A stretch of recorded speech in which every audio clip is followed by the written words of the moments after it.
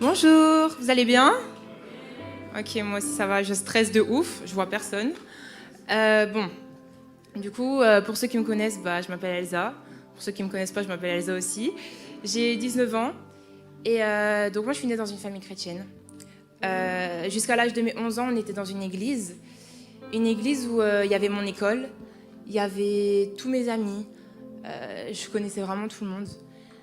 On partait en vacances ensemble, on faisait des camps ensemble.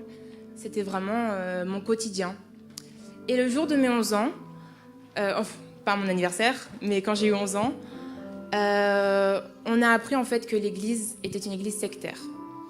Donc mes parents ayant reçu les enseignements, tout ça, on s'est pas rendu compte. C'était très bien noué, très bien fait. Mais voilà, donc on s'est rendu compte qu'en fait c'était une église qui était sectaire. Du coup, à partir de ce moment-là, on a quitté mon église. Donc j'ai quitté l'école, on a tout quitté. Et mon quotidien, il a changé du jour au lendemain. J'avais 11 ans, donc j'avais pas de téléphone pour parler avec mes amis. Je suis arrivée dans une école qui n'était pas chrétienne. Mes parents ont commencé un nouveau travail parce que ma maman travaillait en tant que bénévole à l'église. Donc ma maman, elle a commencé le travail de famille d'accueil. Mon père l'a suivi quelques années après. Et en fait, quand elle a commencé ce métier-là, ça a un peu bousculé tout ce que j'avais l'habitude de voir. Donc j'ai deux grandes sœurs, et j'ai un petit frère, mais bon, à ce moment-là, il n'était pas né. Donc j'ai deux grandes sœurs, elles ne vivaient pas avec nous, donc j'étais vraiment tout le temps avec ma maman, tout le temps avec mon papa. J'étais tellement proche de ma maman que je dormais avec elle. Jusqu'à mes 12 ans, je ne pouvais pas m'endormir sans elle. Mon papa, pareil, j'étais très proche de mon papa. Et quand ils ont commencé ce métier-là, en fait, j'ai eu l'impression qu'on voulait me remplacer. Donc vu que j'avais quitté mon église, j'étais dans une nouvelle école et mes parents avaient fait un nouveau métier, il y avait des nouvelles personnes chez moi, je reconnaissais plus du tout l'endroit où je vivais, je reconnaissais plus du tout là où j'étais. Et j'ai commencé à m'identifier aux personnes que je voyais dans ma nouvelle école. Donc j'étais très influençable et vu que j'ai été élevée avec des valeurs chrétiennes, j'étais quelqu'un de très gentil, très serviable et du coup les gens se sont servis de ça. J'ai commencé à être harcelée, j'ai été beaucoup harcelée. Je suis sortie avec je suis sortie avec un garçon à l'âge de 15 ans, ou 14, même peut-être 13. Ce garçon-là, je suis sortie avec pendant 1 an. Et quand ça s'est terminé, tout le monde a recommencé à m'insulter, parce que c'était un peu comme une protection pour moi. Tout le monde a recommencé à m'insulter, et là, c'était vraiment des insultes très, très violentes, au point que j'ai dû quitter mon école. Donc, je suis arrivée dans une école, pour ceux qui connaissent un peu la Belgique, à Namur. Donc voilà, donc là j'ai fait 4 ans, je viens de terminer l'année passée, enfin cette année-là en fait. Et je suis arrivée dans cette école et c'était une école artistique. Et en fait, dans cette école, il y avait soit des homosexuels, soit des toxicomanes. Et en fait, je m'étais tellement éloignée de mes parents, j'avais vraiment coupé court avec ma famille. Mes cousines, je les avais bloquées de partout. Mes sœurs, je leur parlais plus. Mes parents, je leur parlais plus, j'étais très méchante avec eux, En fait, j'étais vraiment énervée de ce qui s'était passé, mais c'était pas de leur faute. Et j'ai commencé vraiment à m'attacher à toutes les choses du monde que je voyais. Et pareil pour le Seigneur, vraiment pour moi, le Seigneur m'avait abandonnée. Le Seigneur ne m'aimait pas suffisamment et il s'occupait plus de moi en fait. Donc je me suis dit, ok, je vais m'attacher au monde. Vu que tout le monde a l'air de se plaire, vu que tout le monde a l'air de s'amuser, moi je vais faire pareil. Donc à ce moment-là, j'ai 15 ans et j'ai commencé à fumer. Donc il m'a vraiment pas fallu longtemps. Après 2 jours à l'école, j'avais déjà une cigarette en bouche. J'ai fumé pendant presque 4 ans. J'ai commencé à me droguer. Donc j'ai commencé à fumer de la beuh. J'allais dans des soirées avec beaucoup d'alcool, beaucoup de beuh, beaucoup de drogue. Merci Seigneur, j'ai jamais pris de drogue dure ou quoi que ce soit, mais voilà. Donc j'ai commencé à boire. Les temps de midi, on sortait des cours, parce qu'on avait le droit, et on allait acheter des bières. Et je rentrais totalement bourrée en cours. Je rentrais totalement défoncée. Je disais à mes parents que j'allais passer une soirée chez mes copines alors qu'en fait j'allais fumer, j'allais boire. Et je rentrais chez moi, je marchais même plus droit. Et j'essayais de camoufler ça comme je pouvais. Je rentrais chez moi, je mettais du déo. Je vidais une bouteille de déo par jour pour qu'on ne sente pas la cigarette sur moi. Et donc ça, c'était cette première année. Et j'ai commencé aussi à m'identifier à l'autre partie de mes amis, c'est-à-dire l'homosexualité. Donc c'est la première fois que je le dis devant autant de personnes, donc ça fait vraiment bizarre. Mais voilà, donc j'ai commencé à sortir avec des filles parce que les filles autour de moi sortaient avec des filles. Et j'ai commencé à être dans la drogue et dans l'alcool parce que l'autre partie des personnes le faisait.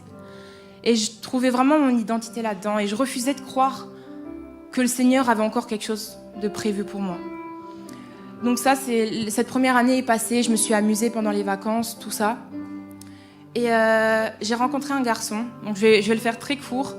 J'ai rencontré un garçon, une relation toxique. Vraiment la toxicité en elle-même. Ce garçon m'a menacée.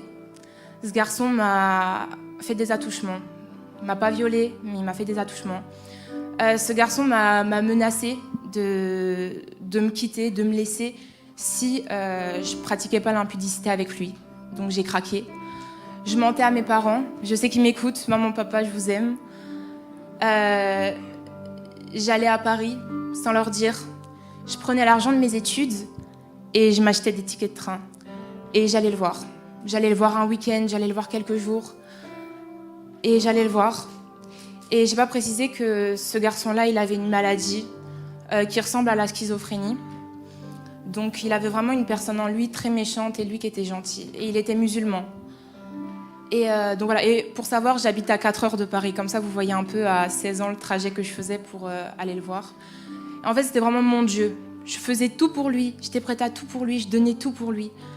Je vivais plus. Chez moi, je rentrais à mon appartement, j'avais une bouteille de ketchup. Et vraiment, ce serait vous mentir de vous dire qu'il y a des soirs où j'ai mangé du ketchup, juste comme ça. Donc voilà, donc ce garçon-là, ça s'est terminé. Et quand ça s'est terminé, j'étais anéantie. Anéantie parce qu'il avait mes réseaux sociaux, il avait téléchargé toutes mes données. Donc pour ceux qui ne comprennent pas, il a téléchargé tout ce qu'il y avait sur mon compte Instagram, donc tout ce que j'avais supprimé, il pouvait le voir. Et il allait lire tous mes messages qui remontaient de peut-être 2013, 2014, je ne sais plus quelle année. Et pour chaque chose que j'avais faite, même quand il n'était pas dans ma vie, il m'insultait, il m'insultait, il m'insultait. Et c'était tous les jours comme ça. Et donc ça s'est terminé. Et quand ça s'est terminé, je me suis remis en couple avec une fille. Et là, j'allais sur Bruxelles. J'allais sur Bruxelles et j'allais dans des boîtes, donc des boîtes de nuit transsexuelles. Donc ça, c'était l'année 2019. Et j'allais dans des boîtes de nuit transsexuelles et tout cet été, en fait, c'était comme ça. Et pour finir, donc je me suis séparée de cette fille-là, j'ai recontacté le garçon, il est revenu, on s'est revus et c'est là qu'il m'a fait des attouchements. Il m'a menacé de se suicider devant moi, donc pendant la nuit, je dormais pas. Voilà, donc avec ce garçon, comme ça que ça s'est passé. J'avais aussi des amitiés toxiques avec qui j'allais voler dans les magasins. On prenait des gros sacs et on savait que les portiques ne sonnaient pas. Donc on rentrait dans le magasin, on prenait tous les produits comme ça, on fermait le sac et on sortait. Tous les jours on faisait ça. Vêtements, maquillage, tout ce qu'on trouvait, des choses que j'ai jamais utilisées, je rentrais chez moi, je les jetais. On volait. Et voilà, donc c'était vraiment dans l'harcèlement, dans la menace. Et j'avais aussi une copine qui, elle, me menaçait beaucoup, encore une fois. Elle me menaçait, donc pareil pour le garçon de Paris, il faisait ça aussi. Il me menaçait d'appeler mes parents et de tout dire. Parce que mes parents étaient au courant de rien, même pas pour la cigarette, rien, même pas pour les soirées, pour rien du tout. Et il me disait, si tu fais ça, si tu m'invites pas chez toi, si tu viens pas me voir, si tu me donnes pas telle chose, j'appelle ta mère, je vais voir ta mère et je lui raconte tout. Donc en fait, ce qui me retenait dans mon péché, c'était le fait que mes parents, ma famille apprennent. Parce que j'avais vraiment peur de les décevoir. Et je me disais, mais Elsa, s'ils sont au courant de ça, t'as plus de toi. Tu vas être dans la rue, t'as 17 ans, même pas, non, t'as 16 ans, tu veux aller où? Tu veux aller où comme ça? Donc, peu importe ce que j'avais à faire pour les personnes, je le faisais pour pas que mes parents sachent la vérité.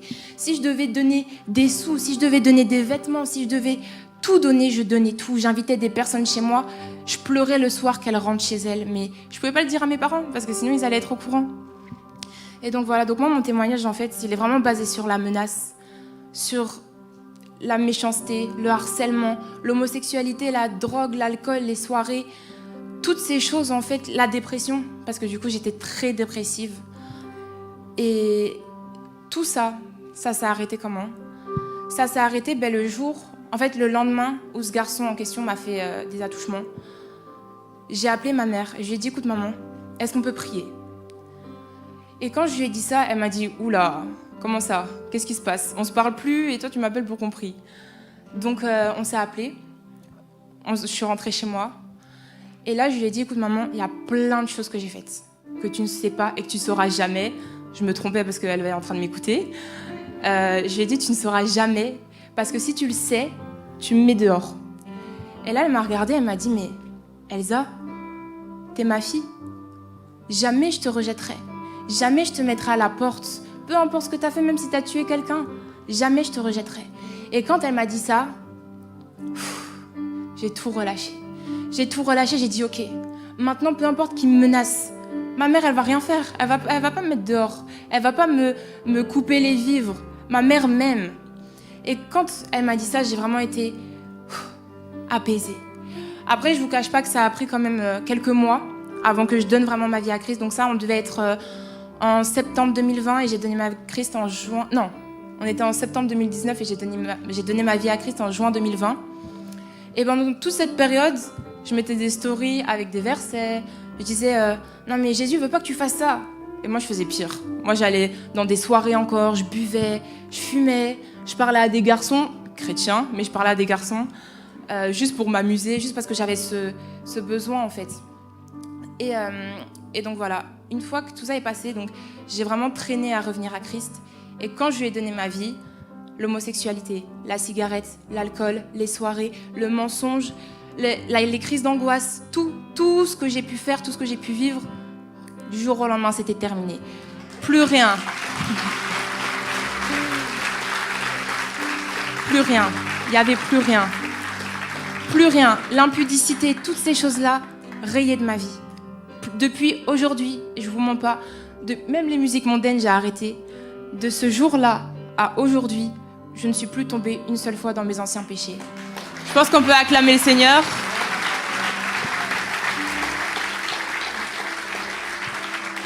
Pour conclure, je sais pas, ça fait combien de temps que je parle. Pour conclure, j'aimerais juste vous dire que je suis passée par plein de péchés en cachette. Je suis passée par plein de sentiments, plein de choses, alors que j'étais dans une famille chrétienne, alors que mes parents me soutenaient, que mes parents m'aimaient.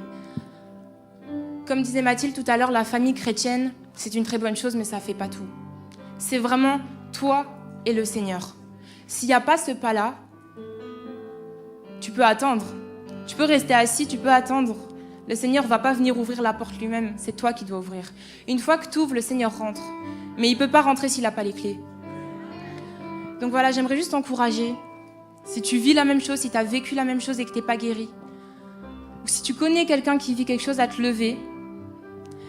Même si vous connaissez personne, levez-vous.